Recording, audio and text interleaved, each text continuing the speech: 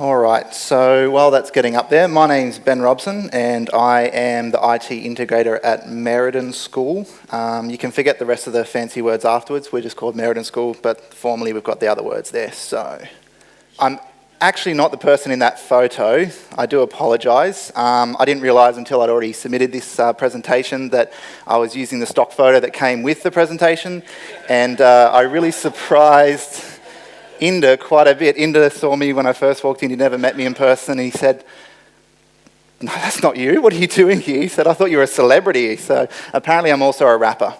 So yeah, but no rapping today, guys. So, all right, so just a bit about our school. My school is based in Sydney in Strathfield. We're a PK to 12 school. Quite an old school, like a lot of your schools. We're over 100 years old and very traditional in a lot of our teaching and learning practices, and slowly making changes for the future generations. I'm presenting today on our electronic reports, but I thought I'd start with what we had previously. So what you see up on that screen is our traditional semester-based paper reports that we would print out once a semester. It has all the traditional things you'd see, like a course grade, the outcomes, and also those 4 or 5 sentences that take the teachers a dreaded amount of time, 3 to 4 weeks, to go through all the proofing process before they get sent home to the parents.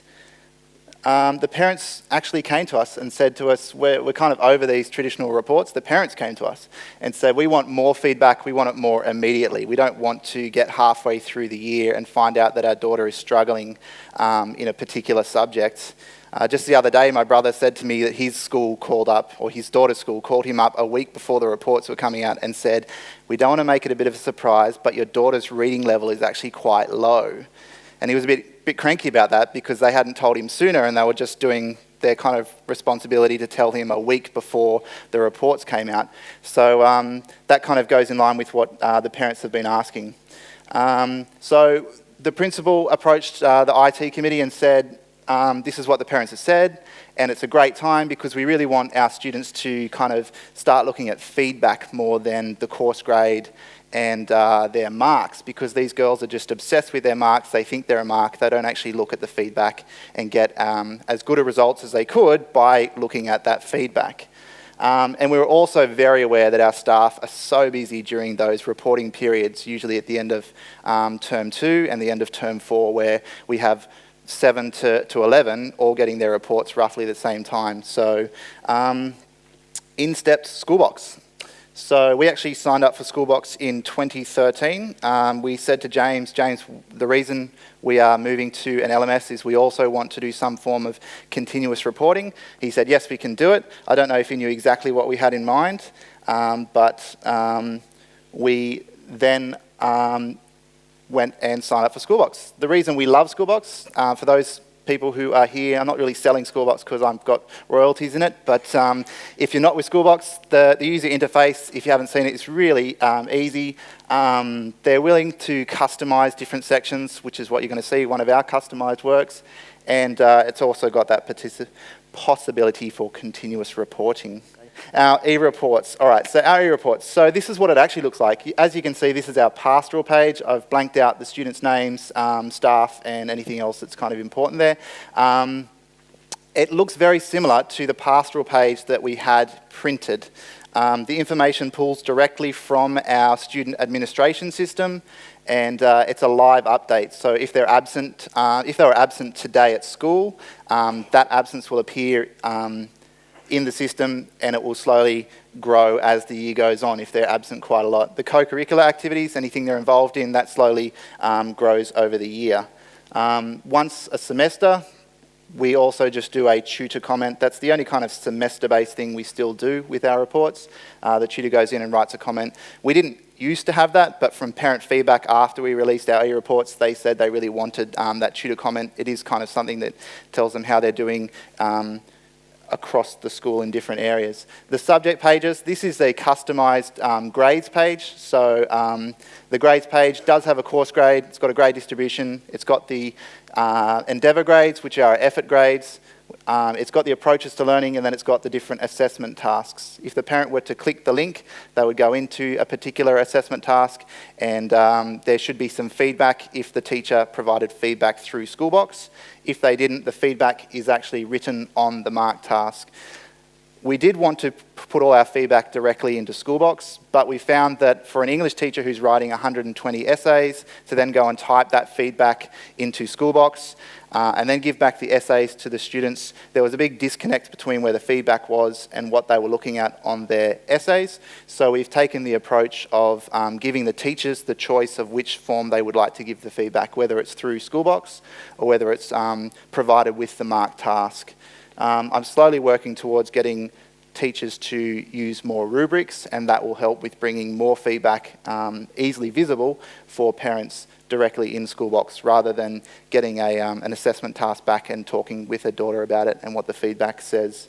The process. So the teacher goes and puts an assessment task up on the course builder. That course builder then pushes it to all of the class pages. So for English Year 7, it appears on all their pages. The teacher needs to adjust the due date. I'm sure we've got some changes with that one, so due dates are becoming easier to manage. The students sit the task, then the teachers mark and provide feedback in whatever format they have, and then afterwards, about 2 weeks later, the marks go live to the parents. The biggest difference, like I said, the course grade, it is still on the grades page that we have for our reports, but it is a cumulative grade. So after each task, that grade updates depending on how they've performed in their assessment task, and it grows. The comments and feedback, we've really pushed with the students that the feedback provided with the task is the most important part, and we're slowly trying to change the mindset of the students away from that. I know that they still have all that information on their report, but we say that's more for their parents. What we really want them to do is learn from the feedback and grow. And finally, the timeline for reporting. So the timeline, we have about a 2-week turnaround from when they mark the task to when the marks go live. They don't write anywhere near as much detailed feedback as they would per semester. So instead of about 4 or 5 sentences per semester, they write 2 or 3 sentences based on that particular task. Some of the hurdles we've encountered, change resistance, so that's pretty common no matter what you do. The teacher-centred control, so this takes away a lot of the control from what was the reporting team, who dealt a lot with how the reports were produced. The teachers and generally the head of the department are in charge of making sure those assessment tasks are on the class page, the due dates are correct, and that the marks go live. By live, I mean we change it from staff only visible to staff, student and parents being able to see those marks. Until that point, they're not on the e-report. Parent involvement, so parents, although they cry foul that they always want to see so much, a lot of the time they don't really get involved. They're very busy people, so it's been an upwards battle with us to get more parents on board and more regularly checking that continuous report. And then, of course, the students' attitude towards marks. So our students, we're slowly changing their mindset on what's the important part when they get back a particular task. Future plans. So just finally, we are constantly improving our electronic reports. It is a customised work, which means it costs us money every time we want to make changes to it. But we are always taking on feedback from the different stakeholders involved.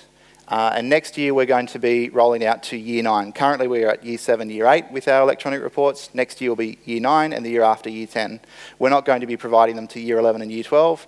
We still find value in paper-based transcripts of their reports, because they take those for job interviews and university, things like that. It's a bit harder for them to load up on the screen and then somehow get that onto a piece of paper to send off to a job application.